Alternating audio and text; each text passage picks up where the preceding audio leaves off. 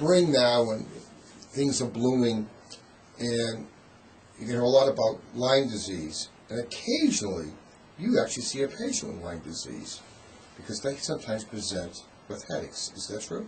Yes, sometimes Lyme disease can present with headaches.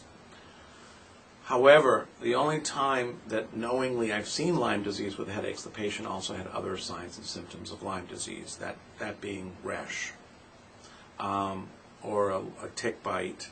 Or an arthritis. Or an arthritis. I have never seen a patient that we knew had Lyme disease. Of course, we don't always check it, unless we have other signs or symptoms, that had an acute onset of headache without any other signs or symptoms. If they have a headache, is that a sign of a very bad version of Lyme disease? Not necessarily. And I don't, this hasn't really been well worked out either, but the patients that I've seen with headaches, the great majority with Lyme disease, tend to have simple Lyme disease and are just in the first or second stages of it. And usually the headache usually goes away when the treatment is successful? Correct. When the patient started on antibiotics, the headache goes away, the signs and symptoms go away, and the child's fine. And if it does persist, it could be a little bit of a red flag.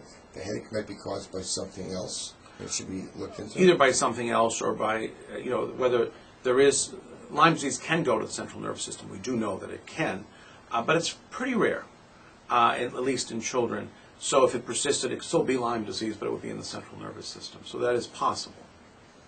So it always gets down, always watch, make sure you go to a good doctor, make sure he evaluates. Is that correct?